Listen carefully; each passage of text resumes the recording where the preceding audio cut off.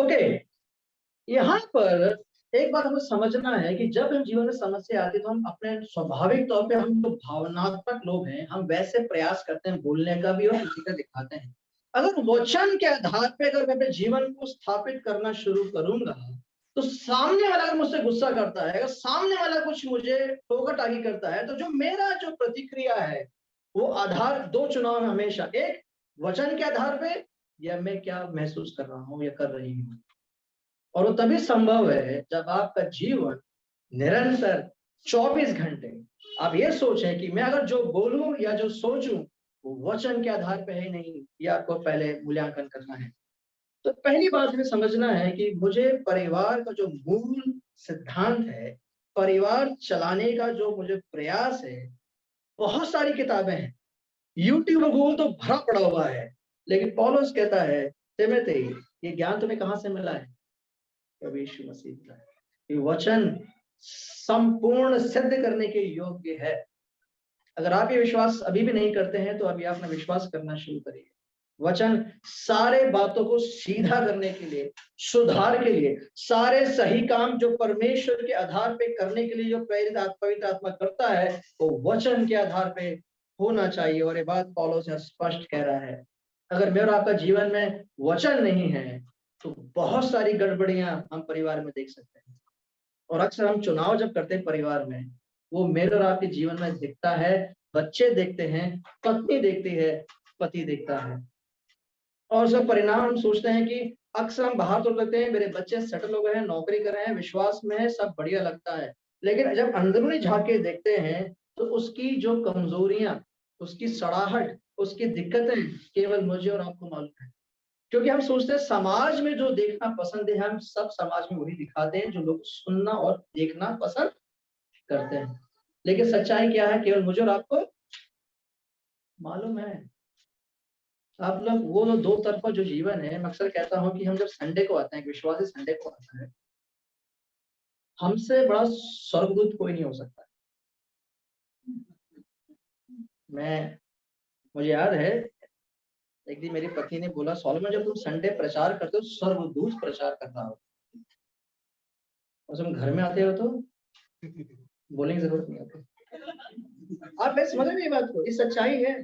हमारी पत्नियां, हमारे जो पति लोग हैं, अगर आपको अपने बारे में जानना है तो अपनी पत्नियों से पूछना शुरू करें, हिम्मत करिए, दिल में थोड़ा मजबूत करना पड़ेगा। हम पति लोग आसान नहीं है अपने अपने कमियों को सुनना, खासकर अपने पत्नियों से। तुमने कैसे कह दिया, है ना, हम उस पाएंगे। है पतियों, हिम्मत रखो। अगर आपको अपने बारे में जानना है अपनी पत्नियों से पूछना, अगर अभी तक किसी ने नहीं किया तो आज शुरू करना है। तो मैं आपसे कहना चाहता हूँ कि संडे को हम लोग क्या बन के आते हैं, और संडे खत्म है, मंडे से शनिवार क्या बन जाते हैं, सोलोमन दास, मतलब जो व्यक्ति है सो है। संडे हम प्रेज लॉर्ड कहते हैं सब लोग, जय मसीह की। ब्रदर कैसे हैं आप, झकास। सिस्टर कैसे हैं, अरे जय, बस प्रभु में बड़ा आनंद है। लेकिन अंदर क्या चल रहा है, सुबह ही हम क्या करके आए हैं पत्नी के साथ, सुबह ही नाश्ते में क्या हुआ है, खटपट हुआ है। लेकिन संडे क्या है, प्रेज द लॉर्ड, राइट, सब खैरियत है, सब ठीक है। और आप शायद देखा होगा कि खासकर मुझे आपका परिवार में मालूम है, खासकर अगर संडे को आप मूड बना रहे होते हैं, सबसे मूड का खराब होता है संडे की सुबह जब आराधना मत यार। कोई लेट हो रहा है, कोई ये भाग रहा है, कोई नाश्ता नहीं कर रहा है, कोई तैयार नहीं हो रहा है। हर घर की एक नई कहानी है मेरे भाइयों, खासकर संडे की मॉर्निंग। और संडे हम सोचते हैं कि आराधना के लिए मैं जो मन तैयार करता हूँ, वचन का जो सारा कांड ढेर हो जाता है घर के अंदर। मैं अपने एंगल से बात नहीं कर रहा हूँ, हमारी बहनें भी अपने मन को तैयार करती है आराधना के लिए।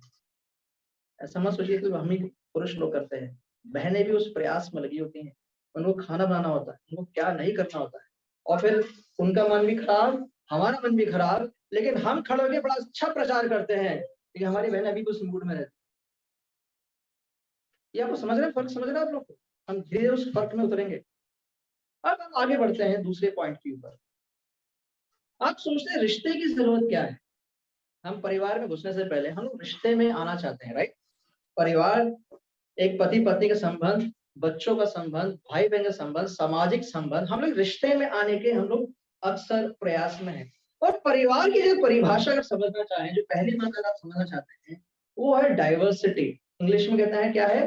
विभिन्नता। विभिन्नता मतलब समझ रहे हो? डाइवर्सिटी।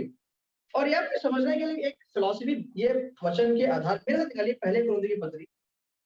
सब कुछ मत पढ़ना, लेकिन आपके लिए होमवर्क है, मैं आपसे कह रहा हूँ, होमवर्क है ये। बहुत से वचन मैं आपको बस लिख के छोड़ रहा हूँ आप लोग के लिए, जो आप लोग घर जाके निश्चय तौर पे पढ़िएगा जरूर।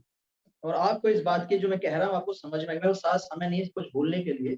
तो पहले कुरिन्थियों की पत्री उसका 12 अध्याय, उसका 4 से 13 अध्याय तक पढ़िएगा जरूर, बिल्कुल पढ़िएगा। अब उसका केवल आप लोग एक वचन पढ़ लीजिए, वो है 12। क्या लिखा हुआ है? The human body has many parts, but the many parts make up one whole body. And with the whole body of Christ, वो कहता है एक मनुष्य का जो शरीर है बहुत सारे अंग से बना हुआ है, और सारा अंग मिलके एक शरीर को बनाता है। और वो शरीर क्या है? हमारा प्रभु यीशु मसीह। पौलुस यहाँ कलीसिया जो है परमेश्वर का जो शरीर के तौर पे दर्शाता है। आपको पूरा अध्याय पढ़िए आप लोग, वहां पे कहता है कि एक हाथ, एक अंग, ये सब, कोई कहे मैं बड़ा हूं, मैं छोटा हूं, कोई कुछ नहीं।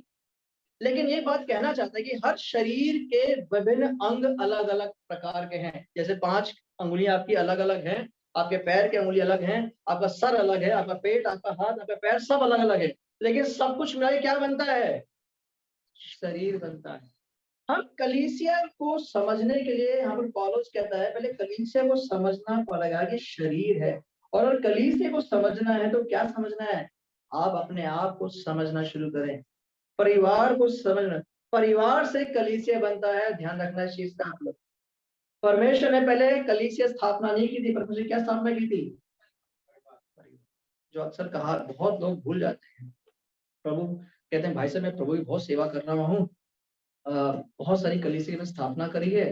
ब्रदर प्रेज द लॉर्ड, ये तो बहुत बड़ा काम आपने किया है। तो मैं अक्सर पूछता हूँ भाई आपका परिवार कौन था? आपने कलीसिया 10 जरूर बनाई हैं, लेकिन आपके बच्चे और आपकी पत्नी कहाँ पर है? और आप विश्वास नहीं करेंगे, दुख की बात बता रहा हूँ, लोग 10 कलीसिया बना लेते हैं, लेकिन उनकी अपनी पत्नी के बारे में, बच्चों के बारे में ज्यादा ज्ञान नहीं होता है।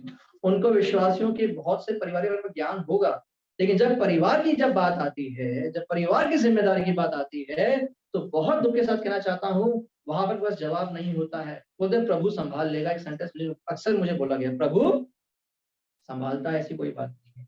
लेकिन आप भूल जाते हैं कि परमेश्वर ने अदन वाटिका पहले क्या बनाया? कलीसिया बनाई थी, परिवार बनाया था? सब बोलिए क्या बनाया था? तो पहली जिम्मेदारी किसकी है? इसलिए पौलुस कहता है एल्डर से, जो एल्डर लोग हैं, अगर परिवार को नहीं संभाल सकते हो तो तुम किसकी योग्य नहीं हो। अगर क्वालिफिकेशन आपको प्राप्त करना है, कलीसिया के एल्डर बनना है, कलीसिया का हुआ बनना है, कलीसिया चलाना है, तो पहले क्या चलाना है? Thank you brother for that voice, I need that voice. क्या चलाना है? परिवार। कलीसिया तो हम बहुत कुछ चला लेते हैं, ऑफिस को संभाल लेते हैं, 100 स्टाफ को ऑफिस में बॉस बन के पूरा स्टाफ संभाल लेते हैं, हमसे एक पत्नी और 2 बच्चे संभाल नहीं पाते। आप इस मास में लोग, हम जो पुरुष लोग हैं, हम लोग ऑफिस में 100 स्टाफ, दुनिया की सारी समस्या संभाल लेते हैं, इतने इतने कॉम्प्लिकेशन संभाल, इतनी बड़ी दिक्कतें, क्या नहीं बोलो सब, अरे आज से बड़ा टफ था, सब कुछ सॉल्व कर दिया। और परिवार में आके मेरी पत्नी कुछ कहती है तो दिमाग में खराब हो मेरा। आप मेरी बात समझ रहे हो?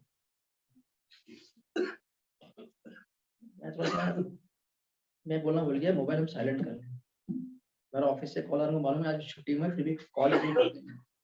मैं वही कह रहा हूँ आप लोगों से, हम लोग दुनिया की सारी समस्या, हमारी बहनें दुनिया की सारी घर की समस्या सब समझ संभाल लेती हैं, जब पति पे आती है तो हमारा वही कहानी फेल हो जाती है।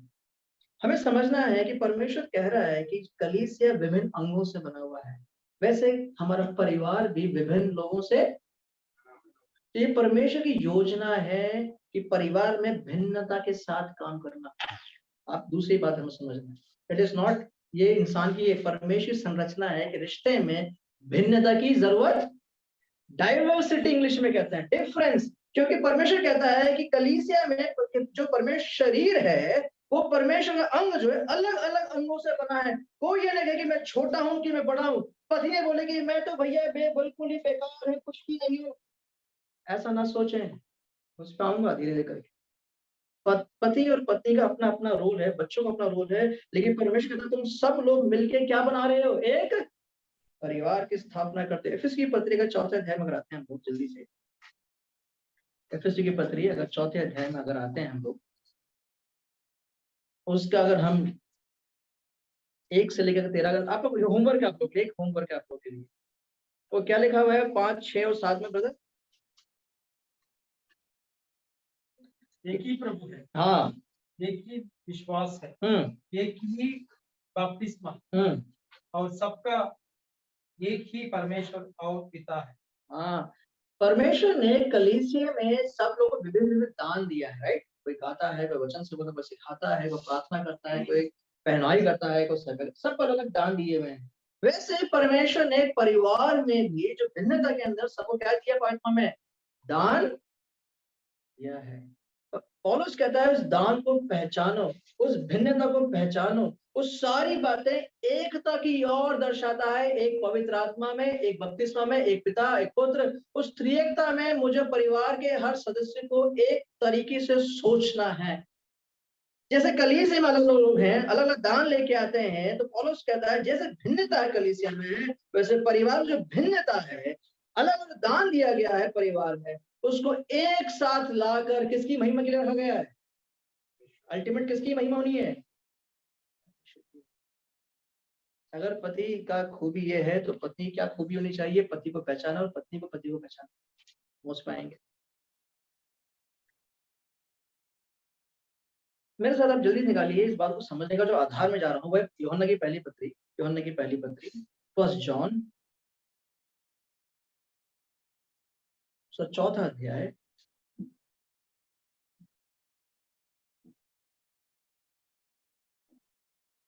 उसका 8वां वचन क्या लिखा ब्रदर?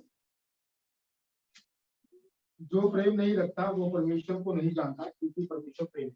परमेश्वर प्रेम है। ओके, 16 वचन क्या लिखा ब्रदर? 16 वचन उसी का। जो प्रेम परमेश्वर हमसे रखता है उसको हम जान गए और हम उसका विश्वास है। परमेश्वर प्रेम है और जो प्रेम में बना रहता है वो परमेश्वर में बना रहता है और परमेश्वर उसमें बना रहता है। ओके, इसमें क्या दोनों वचनों में क्या समानता है ब्रदर? What similarity? एक चीज बात दो, एक बात गल क्या है इसमें समानता क्या है? ओह ब्यूटीफुल, सब ध्यान दिया आपने। Who is love? God is love. Interactive करते हैं, उसका मतलब क्या है? बहुत simple, God is love. What is love? उल्टा पूछो, प्रेम क्या है? परमेश्वर है, राइट? तो परमेश्वर कौन है? Is a person, right? व्यक्ति है, राइट? राइट, व्यक्ति है। मैं आपसे पूछता हूँ ब्रदर, आप ब्रदर बताइए, what is love for you? वो जवाब देना जो मैं फिर बोल रहा हूँ, वो जवाब देना जो मैं सुनना नहीं, वो मत देना कि जो सुनना चाहता हूँ, मुझे बाइबल के ज्ञान मत देना, है ना? वो बोलना जो अंदर है। आपके हिसाब से प्रेम की परिभाषा क्या है? What is love? Unconditional sacrifice. Are you true? Do you believe that? Do you believe that? Do you do that? No. So what is love? What is love? Anybody, sisters? It is. I'm not judging him. Don't worry. I'm not judging. मैं किसी का न्याय नहीं कर रहा। I'm not judging that. I'm just absolutely. I meant for that. So आपके हिसाब से प्रेम की परिभाषा क्या है? भावना है या अनुभव है? मैं और आसान करता हूँ लोग। आपके हिसाब से प्रेम की परिभाषा अनुभव है या भावना है? दोनों है। और बाइबल क्या कहती है? What is love? What is love? Is it experience or is emotions? His person, right? I think we mistake somewhere here. Bible क्या सिखाती है? ज्ञान परमेश्वर क्या है? प्रेम है। He is the embodiment, मतलब वो प्रेम की परिभाषा है। समझ रहे हो? अगर मुझे पत्नी से प्रेम करना है तो किसको जानना है? हैं? और पत्नी को पति से प्रेम करना है किसको जानना है? भाई ने बोला अनकंडीशनल लव, पति ने बोला यस मेरा पति अनकंडीशनल सैक्रिफाइस लव रखता है, तो कहां से आया कदर? उसका आधार क्या है? Is God. You understand now? अगर आपका प्रेम परमेश्वर के आधार पर नहीं होगा तो प्रेम केवल भावना और अनुभव के आधार पर रह जाएगा। और भावना क्या होती है? जो हर दिन, आज बहुत अच्छा है डार्लिंग आई लव यू, और जहां ऑफिस में चिक हुई डार्लिंग वेर, अब मेरी बात समझ रहे हो? हम अगर भावनाओं के आधार पे अपनी पत्नियों से प्रेम कर रहे हैं तो हमारे हार्मोन्स क्या होते हैं? हर दिन हर मौसम में बदलते हैं। बहनों की इमोशंस तो और ज्यादा बदलती है, उनकी रचना कुछ ऐसी है। लेकिन क्या अगर भावनाओं के आधार पर अपने पति को हम प्रेम करना शुरू करें तो हमारी दौड़ कहाँ तक पहुंचेगी? बहुत जल्दी निपट जाएगी मेरे भाई, बहुत जल्दी। और अनुभव के आधार पे मैं अपनी पत्नी को कैलेंडर कहता हूँ। कैलेंडर मतलब क्या होता है? जो तारीखों को याद रखता है। सोलोमन तो याद 21 जनवरी को मुझे कुछ याद नहीं। वो अपने अनुभव के आधार पे कहीं ना कहीं मुझसे वो बात करती है, राइट? उसको अच्छा लगा वो दिन, उसको याद है, गलत कुछ भी नहीं उसमें, अच्छी बात है, वो याद लोग करते हैं। बहुत जरूरी, मैं जल्दी भूल जाता हूँ, बहुत क्षमा चाहता हूँ अपनी पत्नी से।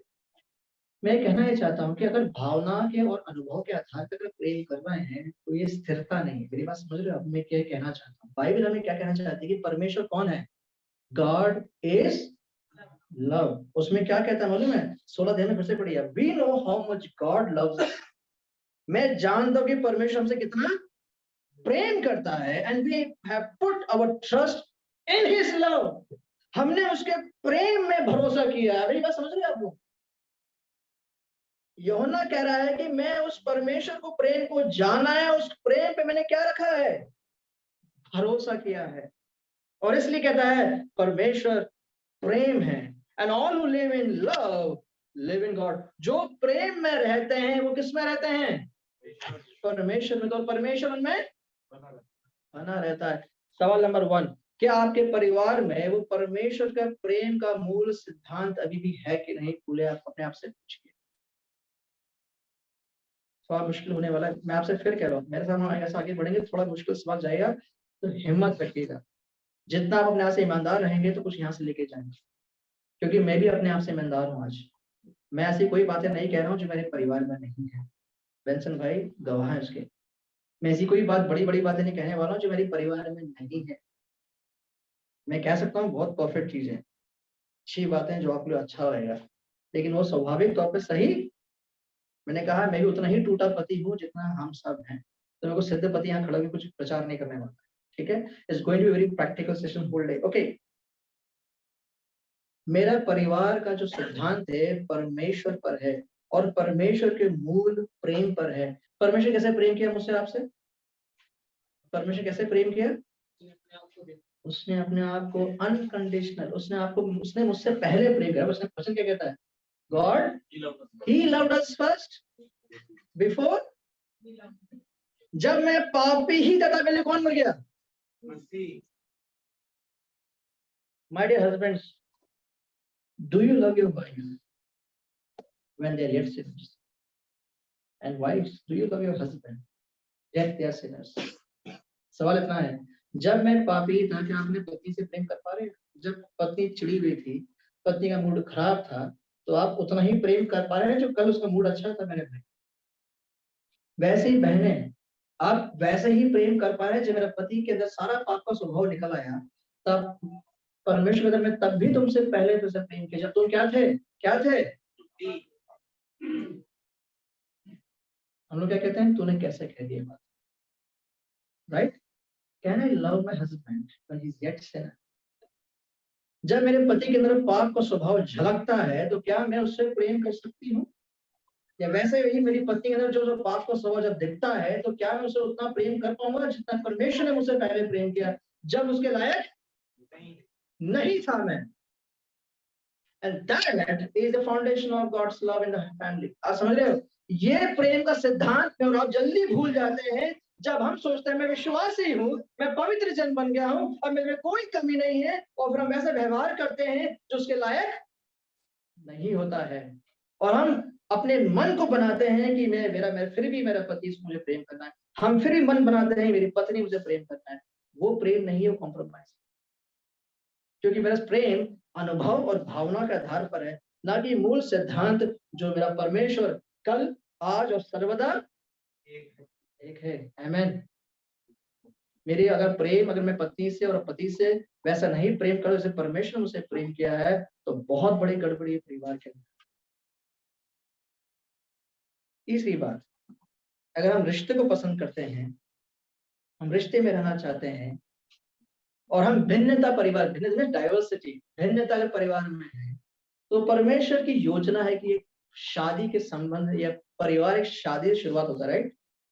आजकल तो शादी के बिना भी परिवार स्थापित होने लगा है शहरों में, और आजकल कॉमन एक्सेप्टेंस भी आ गई, सरकार ने नियम बना दिए, कोई बड़ी बात नहीं।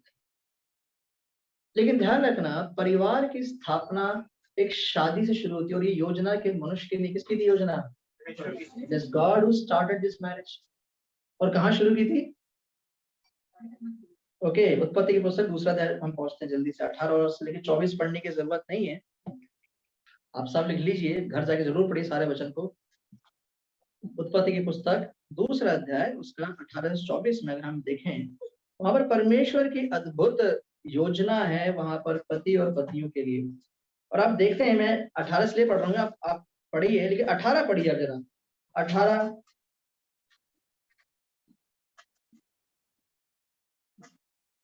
Lord God said, "It is not good for the man to be alone. I'll make a helper suitable for him." Okay, यहाँ आप मैंने कहा आप लोग प्लीज पहला अध्याय 2 अध्याय ढंग से पढ़िए। यहाँ पर परमेश्वर पुरुष और स्त्री की संरचना कर रहा है। परमेश्वर पहले पुरुष को बनाता है, और परमेश्वर सारे जीव जंतु को उसके पास लेके आता है, उसको न्याम देता है, सब कुछ करता है। फिर परमेश्वर देखता है कि ये भला नहीं कि मनुष्य, and he said I will make a helper, a suitable helper is just right for him। जो बिल्कुल सही है उसको मैं एक सहायक के तौर पे उसको मैं बनाना चाहता हूँ। अगर आप ये शब्द सुनते हैं तो बहनें सोचती है यार हमको सहायक है, मैं आपको मूल भाषा में समझाना चाहता हूँ।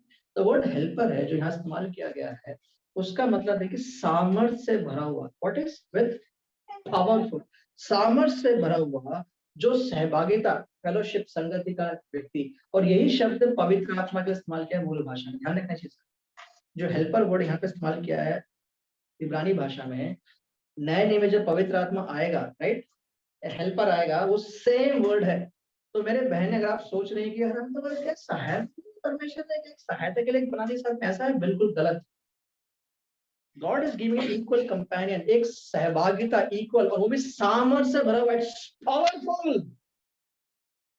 पति सोच रहे हैं कि हम आएंगे, अधीन वाली बात पाएंगे उसमें।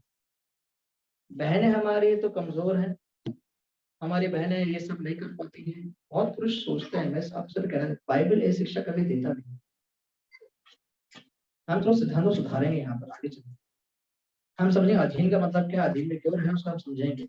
लेकिन परमेश्वर की योजना में आदम हवा को एक क्या बनाया है, एक सहभागिता के साथ, और पवित्र आत्मा को समूह सामर्थ्य के साथ पत्नी को पति के साथ जोड़ दिया है। कि परमेश्वर मालूम था कि पुरुष अकेला रहना ठीक नहीं है। परमेश्वर ने एक सिद्ध योजना अनुसार एक स्त्री को परमेश्वर ने उसको जोड़ दिया है। अब ये योजना किसकी ओर से है? ऐसा कहीं लगा कि आदम बैठा हुआ सोच रहा था कि कहीं शादी शादी करूं, क्या नहीं है, भालू जानवर ठीक नहीं, किससे शादी करूं? परमेश्वर एक आइडिया मेरे पास, ऐसा कुछ लिखा है यहाँ पर। किसने स्टार्ट किया योजना को कि आदम किससे शादी करनी है? किसने बनाया? कौन लेके आया? उसके बाद कविता किसकी निकली? आदम की। अरे वाह, लहू में मांस में मांस, हड्डी में हड्डी, अरे ये तो एकदम perfect. Bone of the bone, flesh of the flesh, I call this woman, है ना? अब हमें समझना है कौन लेके आया है बात। अभी सब समझते हैं कि आपने जिसका शादी करी है, और जवान लोग जो सुन रहे हैं मेरे बात, young people, everybody who are not married, please listen careful, trust God. परमेश्वर भरोसा करो कि आपके सिद्ध पुरुष के लिए और बहनों के लिए जो जोड़ है, विल ब्रिंग इट। नहीं भाई साहब, 4 कॉल तो करने पड़ेंगे तभी तो रिश्ते आएंगे। नहीं, आप सब प्रयास करिए, मैट्रिमोनियल जहां करिए, मैं मना नहीं करता, जहां आप फोन करिए, लेकिन अल्टीमेटली जोड़ने वाला कौन है? मैंने इतने शायद देखिए, आप कितना भी कर लीजिए मेहनत, आखिरी में वही होगा जो इसकी संपूर्ण। बहुत से फिलोसफी निकल के आ रही है कि एक व्यक्ति परमेश्वर सिद्ध इच्छा नहीं, एक ही शादी कर, उसके बाद कोई और शादी कर ले, डिवोर्स हो जाए। आपको समझना है, बहुत से सारे वर्षन इसलिए आ रहे हैं कि पाप का जो स्वभाव है इतना कूट भर के गया। हम उसमें अगले बार में आएंगे, हमें प्रभाव ने, पाप ने क्या प्रभावित किया, उस पर आएंगे हम। लेकिन समझना है कि परमेश्वर की सिद्ध योजना को समझना और जानना इसलिए जरूरी है कि आपसे बेहतर कौन जानता है कि आपको कौन झेल सकता है? कौन जानता है? मेरी पत्नी अक्सर कहती है, सोलोमन तुम्हें मेरे अलावा कोई और नहीं झेल सकता। यार आपने अपनी पत्नी को सुना होगा तो ये मैं मना, किसने कहा पैसा? मेरी पत्नी मुझे जरूर कहा है, तुम्हें मेरे अलावा कोई और, तो मुझे मतलब सीमा तुम्हारे अलावा मेरा। कारण क्या मालूम है? मैं सच में बस मैंने स्वीकारा है कि ये बात सच है, मुझ जैसे व्यक्ति को मेरी पत्नी में संभाल सकती है, और ये बात मैं बाद में समझा, और मेरी पत्नी समझा कि बात सच है कि मेरे अलावा कोई और समझ नहीं सकता है। परमेश्वर की अपनी सिद्ध योजना में हम दोनों को जोड़ दिया है, उसके में इसलिए खुश इसलिए हूं कि परमेश्वर ने जोड़ा है, और परमेश्वर जानता है कि ये दो लोग साथ में निभा लेंगे, चाहे कैसे भी हो। आप समझ रहे हो? वो तभी हो पाएगा जब परमेश्वर को आप उसके कैलकुलेशन ले गए। परमेश्वर ने मुझे जोड़ा है, मेरे सास ससुर ने, मेरे माँ बाप ने, कलीसिया से नहीं, किसने जोड़ा है? Bring God in that union.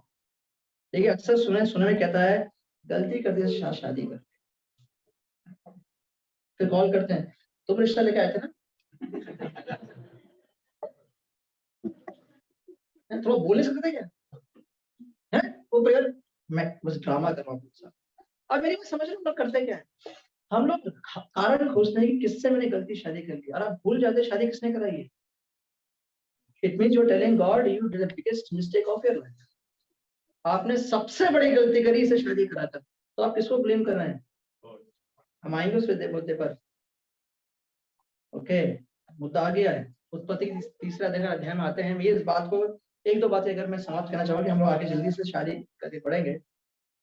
परमेश्वर ने शादी की संरचना करी, और हम जानते हैं, आपको पढ़ने की जरूरत नहीं है, हम उस सिद्धांत में नहीं जाएंगे। मनुष्य को परमेश्वर ने, हम रोल्स के बारे में थर्ड सेशन में आएंगे, पति का रोल क्या है, पति रोल क्या है, उसमें नहीं जा रहा अभी फिलहाल।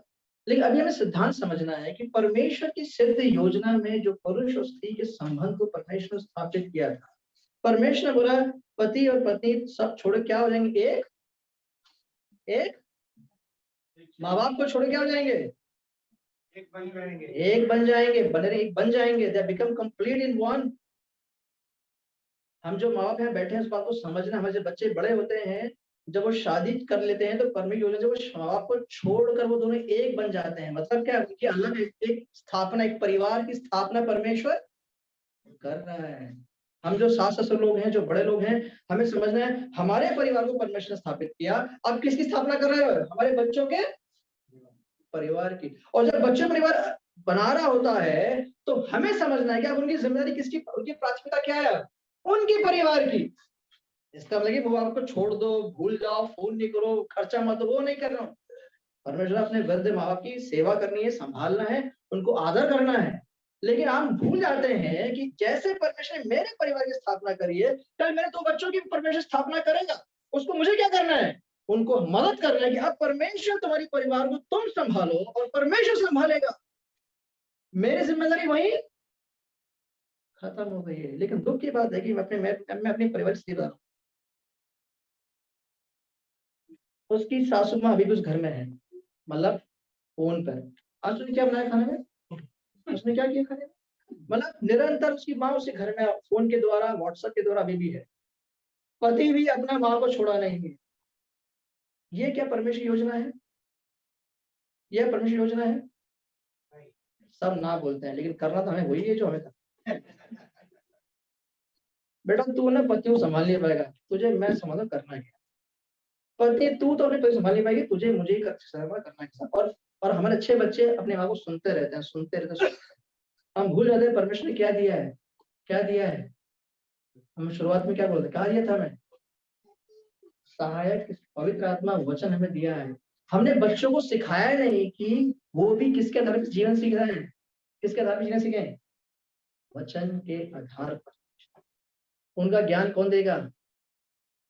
पवित्र वचन, पवित्र आत्मा, वो भी उन्हें वो, लेकिन हम क्या करते बोला, हम उन्हें क्या बन जाते हैं मालूम है? ईश्वर बन जाते हैं।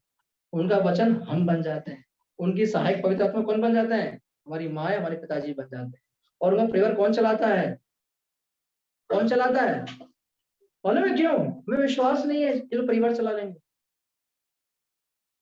ये विश्वास ही नहीं कि हमारे बच्चे परिवार, कि हम अपने बच्चे को जानते हैं ना, सही है ना? तो परमेश्वर क्या कर रहा है इसकी देखिए, जब आपके और मेरी परिवार को जब परमेश्वर ने शुरू किया था, तो आपने किस पे भरोसा किया? अब आप परमेश्वर भरोसा नहीं कर पाए जब बच्ची की बारी आई थी। मेरी ना समझ समस्या ये शुरू कहां से मालूम है? 3 अध्याय में अगर हम पढ़ते हैं, मनुष्य ने जब पाप किया, परमेश्वर संगति से हमेशा दूर हो गया। जिस मनुष्य को कभी पाप देखने का अनुभव नहीं था, उसने क्या देखा? वो नग्न है, वो डरा हुआ है। अब पति पत्नी आपस में कपड़े ढाकने की कोशिश करने की, हम आपस में शर्म के मारे क्या करें, देख ना ले, पत्तियां ढाक के बैठे। और परमेश्वर कहता है, आदम तू कहां पर है? मैं डरा हुआ हूं, मैं नग्न हूं। किस तरह तुम नग्न हो? No Lord, I am naked, I am afraid. तुम डरे हुए हो। आप समझ रहे हो? पाप ने डर पैदा कर दिया जो कभी मालूम नहीं था डर क्या होता है। पाप ने गिल्ट, दोष भावना व पंकज को उनको मालूम नहीं था, पर पाप ने उनको नग्नपन का एहसास किया जो उनको मालूम नहीं था। और इन्हें पहली बार परमेश्वर ने, जब 3 अध्याय 21 वचन में आते हैं, तो परमेश्वर बोलता है, परमेश्वर ने उस मेमना को बंद कर उसे वस्त्र को क्या दिया? बनाकर अंगरक्षक, मतलब कपड़े दिए आदम और हवा को। पहली बार आदम हवा पे किसी के लहू के बहते हुए देखा। Okay, what is this blood? कभी मृत्यु को नहीं देखा। पहली बार किसी मेमने को मरते हुए देख रहे हैं, उसका लहू बहते हुए देख रहे हैं, उसके चमड़े को अपने वस्त्र के तौर पर धारण करके देख कर बोले, okay now this is a perfect dress. Yes, that's a perfect dress. ये सब काम परमेश्वर उस परिवार में टूटेपन को जुड़ रहा है। बस मिले, टूटापन आ गया, डर आ गया, शर्म आ गई, दोष भावना आ गई, दुख आ गया, डर घुस गया उनके अंदर। और वहां पर परमेश्वर कौन निवारण कर रहा है? कौन सॉल्यूशन दे रहा है? कौन दे रहा है? पूछे कौन दे रहा है? परमेश्वर। माँ आदम ने सोल्यूशन निकाला, निकाला पत्तियां को ढाकर। समाधान कौन दे रहा है यहाँ पर? कोई शक इसमें नहीं। आपको समझना है, ये आधार है प्रेम और विश्वास। Who is love? Who is love? God is love. और because God is love, can we trust God? क्या उसे भरोसा कर सकते हैं? और यहाँ पर क्या देख पा रहे हैं हम लोग? परमेश्वर प्रेमी है, परमेश्वर विश्वास योग्य है, परमेश्वर टूटे परिवार को क्या कर रहा है? एक वस्त्र is giving the dress, a perfect dress। और परमेश्वर बोलता है अब तू यहाँ से अलग हो जा, उसका परिणाम तो भुगतना पड़ेगा। परमेश्वर को अलग वहां से कर देता है।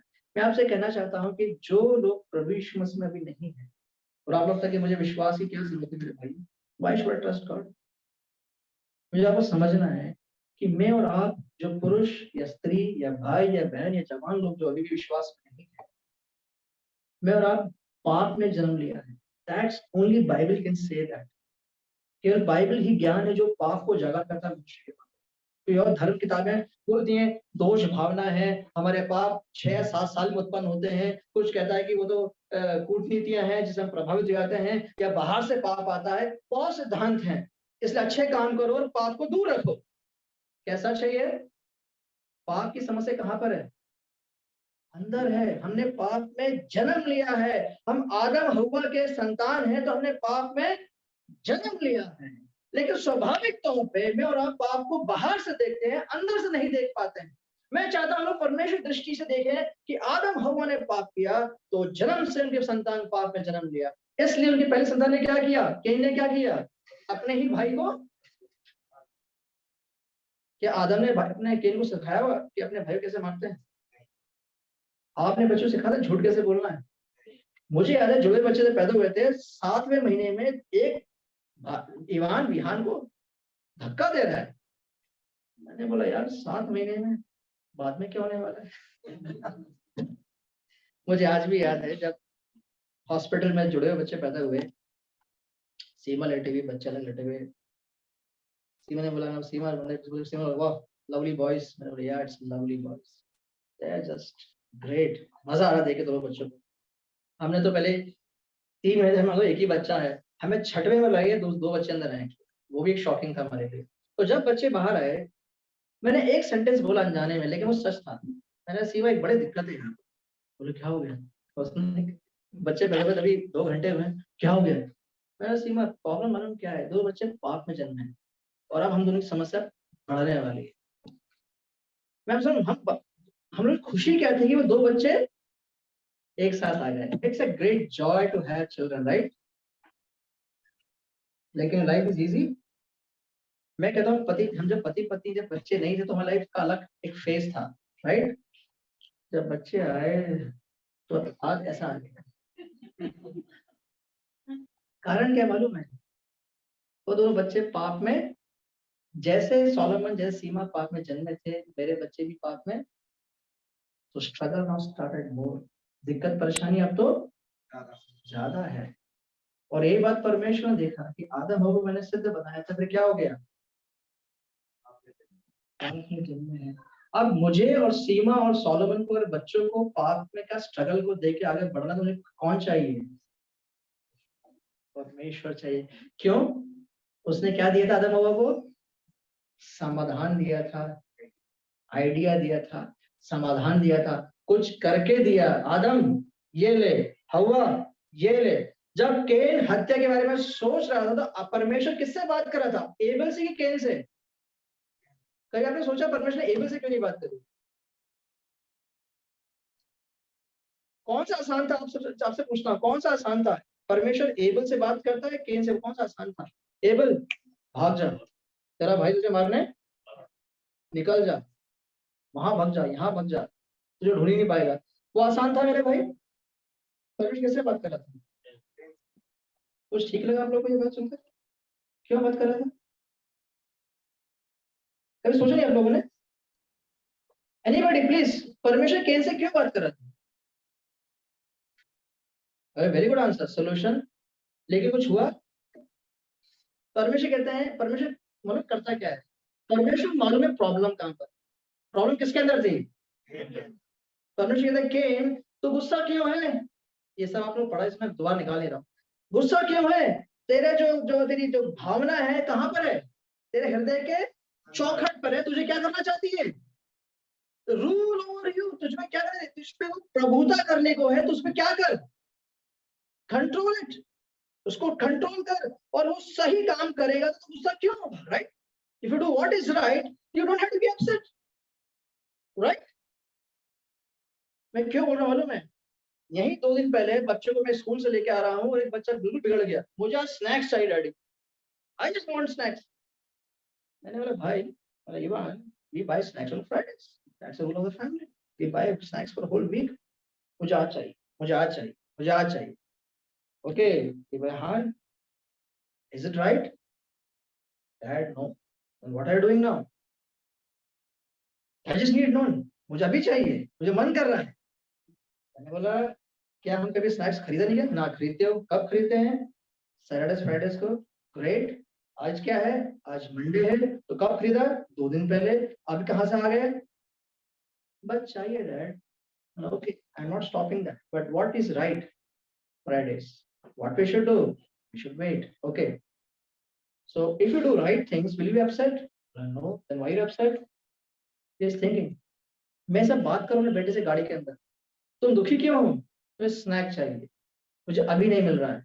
कब मिलेगा? अभी 2 दिन मिलेगा। अब कब वेट करना है? फ्राइडे तक। तो अभी तुम क्या करो सही है, पर नहीं है। It's quite tough.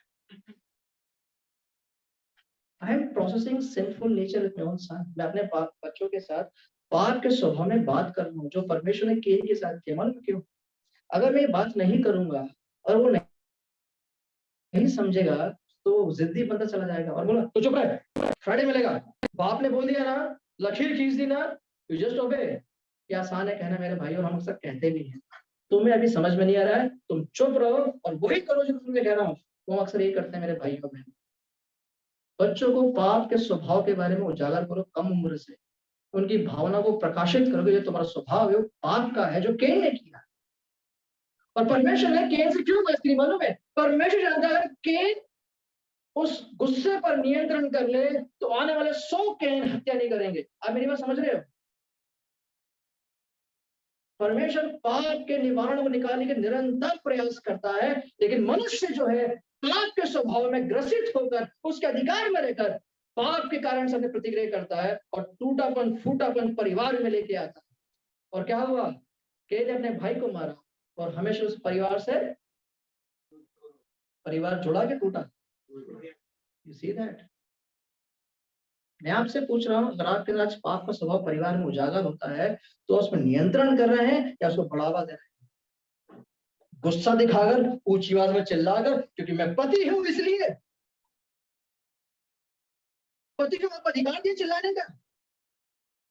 कौन सा मुझे लिखा, मुझे बताइए आप लोग। अगर मैं पति हूं तो चिल्ला सकता हूं, ये सही है? कहीं कुछ भी कह सकता हूं, करते हैं। And that is sin. And that is sin. Wives, what are we doing? हम बहने नहीं करते हैं इक्वली, बस हमारा रिएक्शन अलग तरीके से आता है, उस पर आएंगे, उस पर आएंगे। And that is sin, and that is where God is seeing the brokenness in the family. ये मत भूलिए कि हम लोग सिद्ध परिवार लोग हैं, हम टूटे लोग हैं। परमेश्वर ने क्या किया है? दो असिद्ध, दो पापियों को परमेश्वर ईश्वर से उद्धार के नाम में लाकर क्या कर दिया है? क्या कर दिया है? छोड़ दिया। अब मैं जो पति हूं, जो मेरी पत्नी है, प्रभु यीशु मसीह में क्या है? नई सृष्टि है, नया अनुभव है। जब और मैं, हम पति और पत्नी अगर प्रभु यीशु मसीह के अनुभव में, स्वभाव में नहीं पड़ेंगे तो हम क्या दिखाएंगे अपने अनुभव में? पाप का स्वभाव। और हमारे बच्चों में वो भी दिखेगा।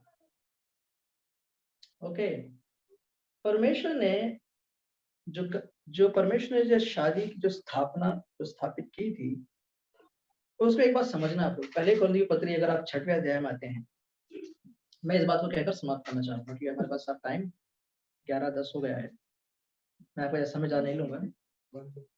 पहला कुरिन्थियों पत्री उसका 6वां अध्याय, मैं आपको इसलिए बहुत से एग्जाम्पल इसलिए रहा, वचन का आधार है। आपको टाइम मिले निश्चित अपने घर में पढ़िए आप लोग, और पति पत्नी एक बाइबल स्टडी करिए और सोचिए कि हम कैसे आपस में इसको सीख सकें अधिकतर पे, क्योंकि हमारे पास टाइम नहीं है, बहुत कुछ हमें लेना है, बात करनी है। उसमें अगर आप 15 से लेकर अगर हम 17 तक पढ़ेंगे तो क्या लिखा हुआ उसमें मेरे भाई?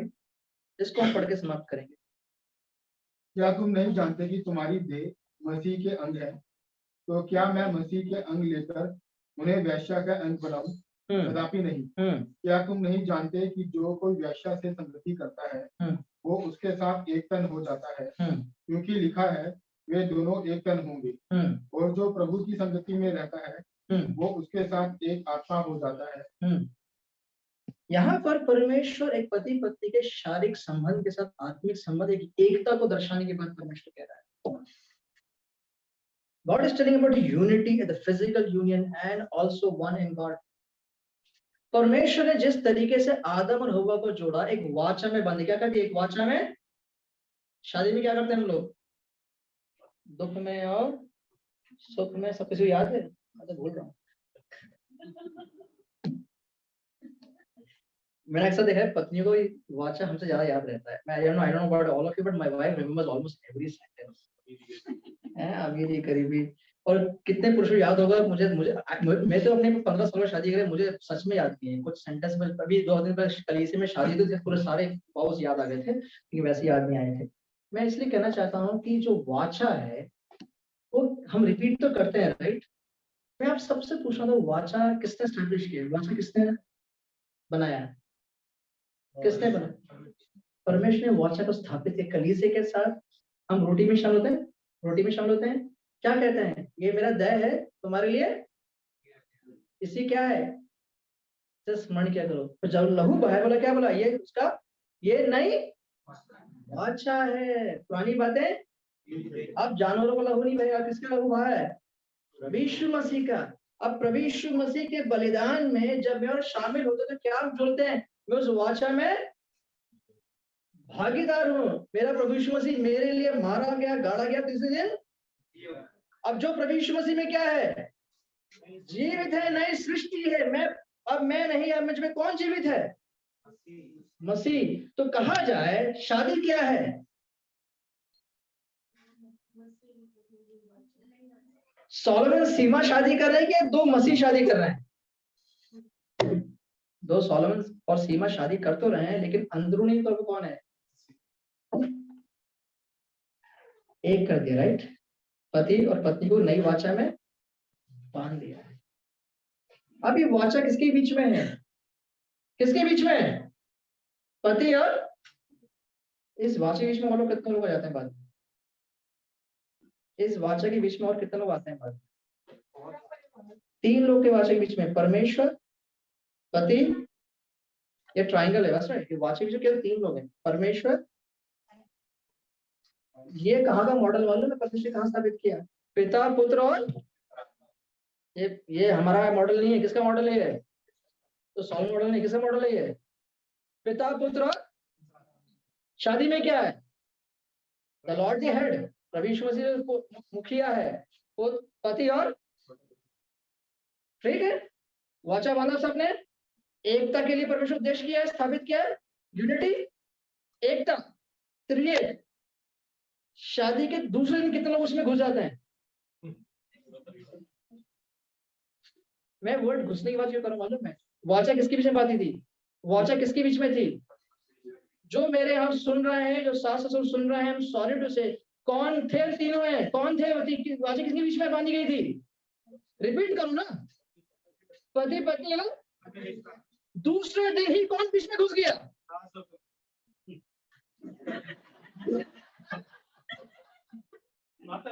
माता पिता और सास ससुर। ओके, मैं इसको गलत, आप लोग गलत तरीके से मत लेना। मैं आपको मैं बाइबल के सिद्धांत को समझा रहा हूँ।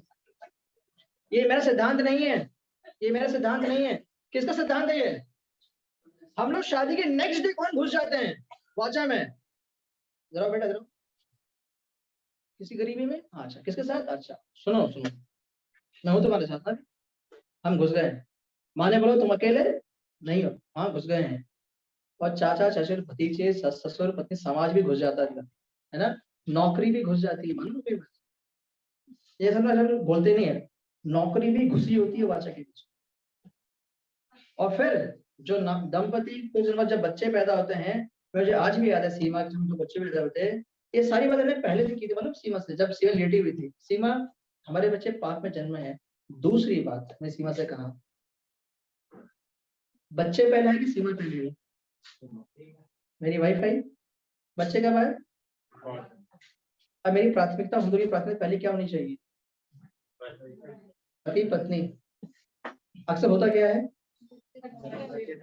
माँ लोग क्या कहते हैं, बच्चे ही सब कुछ है भैया जी, क्योंकि माँ का प्यार है और पति भी जिम्मेदारी निभानी है, बच्चों को संभालना है, राइट? ये क्या त्रिएक परमेश्वर मॉडल है? ये समाज का मॉडल है, संस्कृति का मॉडल है, ये बिब्लिकल मॉडल नहीं है। मैं आप सबसे दुख के साथ कहना चाहता हूँ, हमारी कलीसिया, हमारी परिवार लोगों ने बाइबल को छोड़ के सारे सिद्धांतों के आधार पर परिवार को स्थापना कर चुके हैं। हम संस्कृति के हिसाब से, भारतीय संस्कृति हिसाब से, चंडीगढ़ संस्कृति हिसाब से, देहरादून संस्कृति हिसाब से, केरला संस्कृति हिसाब से, पंजाब संस्कृति हिसाब से, वेस्ट बंगाल, जहां भी जिस स्टेट से बिलोंग करते हैं, आपने संस्कृति को जोड़कर आपने सब कवाचा में घुसेड़ दिया है और बोलते हैं परमेश्वर तू कहां पर है? अब ये समझ रहे हमने क्या किया है? वाचा किसके बीच में था? वो एकता किसके बीच में थी? पिता पुत्र पवित्र समान। परमेश्वर बोला मैं मुखिया हूं, तुम पति है और तुम पत्नी हो, और हम तीनों मिलकर क्या करेंगे? इस परिवार को, बाकी जो लोग जुड़ने वाले वो क्या है, वो साथ में जुड़ते चले गए, बीच में कोई नहीं, बीच में कोई नहीं। करेक्ट? दुख के साथ कहता हूं, अनेक पति अपनी पत्नी को छोड़ के दूसरे शहर में चले जाते हैं नौकरी करने के, क्योंकि घर चलाना है। और पत्नियां मान जाती हैं कि जाओ बेटा तुम नौकरी करो, मैं अपने बच्चों को संभालूंगी। ये परिवार का, परिवार परमेश्वर मॉडल है। क्या बोला? दुख में और सुख में हम लोग हैं। तब तो कह दिया है, तब तो कह दिया कि शादी करनी थी। शादी के 6 महीने बाद क्या हुआ? दुबई में नौकरी मिल गई, अच्छा पैसा मिल गया, पत्नी को ले जा नहीं सकते हैं, तो बेटा परिवार को संभालो, मैं वहां पैसा कमाता हूँ, हर महीने भेजा करूंगा, छुट्टी में जरूर आया करूंगा। सब ठीक है, समाज यही सिखाता है। सासू माँ बच्चे को संभाल लेंगी, मेरी माँ साथ, ए सीमा मेरे माँ बाप हैं, साथ रहो तो तुम्हें हेल्प मिलेगी, मैं अपने नौकरी करता हूँ, तुम्हारे सहायक के लिए पेरेंट्स हैं। मैं आप पतियों से पूछ रहा हूँ, पत्नियों को क्या किसी की जरूरत है क्या बच्चों को पालने की? परमेश्वर उनको ताकत सामर्थ्य दिया है, उनको तुम्हें पतियों की जरूरत है। They need you as a husband, as a partner. परमेश्वर ने सहायक तौर पे दिया है, आपके माँ बाप नहीं दिए हैं। थोड़ा गुस्सा इसलिए उनकी बहुत सीरियस मैटर है मेरे भाइयों। हम लोग सहायक अपने माँ बाप में, अपने नौकरियों में, अपने नौकर चाकर में, मेड सर्वेंट रखते हैं हम लोग बच्चों को पालने के लिए, अपने अपनी सेवा करने के लिए। किसको रखा है आपस में हेल्पर के तौर पे? किसको रखा है वाचे के तौर पे? एक दूसरे के लिए। ऐसा प्रैक्टिकल बात नहीं कर रहे आप लोग, नहीं कर रहा हूँ, तो ये बाइबल सिद्धांत बिल्कुल इम्प्रैक्टिकल है अगर आज के जमाने में देखा जाए। नहीं समाप्त करता मेरे भाइयों में, sorry for 10 minutes extra but we will stop it here. वैसे आपसे मैं 5 बातें कहूंगा, रिपीट करूंगा कि पहली बात, परमेश्वर की योजना थी शादी का। हम भिन्नता में परमेश्वर ने उस परिवार को जोड़ा है। परमेश्वर का मकसद है कि हम शादी के बंधन में जोड़कर एक परिवार की स्थापना करें, उस वाचा के एकता में जो परमेश्वर अपने पुत्र और पवित्र आत्मा के संबंध में जो परमेश्वर स्थापित किया था एकता, वो ही खूबसूरत बात को परमेश्वर ने शादी के संबंध में जोड़ दिया है। उस वाचा की गंभीरता को जरूर सोचिएगा जो आप दोनों आपस में कहा था। और जवान लोग, जो आप भविष्य में जब आप लोग शादी करोगे, जब वाचा बांधोगे, तो आपके लिए भी सबक है। आइए हम इस बात को समाप्त करें प्रार्थना के साथ। हम टी ब्रेक लेंगे और हम अगले एक प्रैक्टिकल सेशन है जहाँ बहनें और भाई अलग जाएंगे, लेकिन उसके पहले छोटा सा इंट्रोडक्शन होगा, उसके बाद हम जाके बात करेंगे। आइए ईश्वर की धन्यवाद करते हैं सुंदर समय के लिए। हम सबको तुमने सहायता किया, बहुत प्रायोगिक तौर पे हमें बातें करने का मौका दिया। ये बात हम मानते हैं, स्वीकार करते हैं, हम पापी लोग हैं, पाप में जन्मे हैं, पाप के स्वभाव को परिवार में लेके आते हैं, लेकिन परमेश्वर ने हमें इसका निवारण दिया है। प्रभु यीशु मसीह में पवित्र जन ठहराया है, धर्मी जन बनाया है, चुने वंश बनाया है। प्रभु यीशु मसीह में हमें नया सृष्टि किया है। हम प्रभु यीशु मसीह में रहकर अपने परिवार को चलाने का हम प्रयास करें, वचन के आधार पे, पवित्र आत्मा के आधार पर, उसकी सहभागिता में रहकर परमेश्वर के कई हुए सिद्धांत परिवार चलाने का हमें मौका दे, हिम्मत दे और सहायता कर। अपनी कमी को समझना चाहते हैं, अपने टूटेपन को समझना चाहते हैं, अपने हर कमी को हम जानकर समीप हम लेके आते, हम सब की तू एक साथ सहायता कर। सारी बात हम धारा करता है यीशु मसीह के नाम से। Thank you.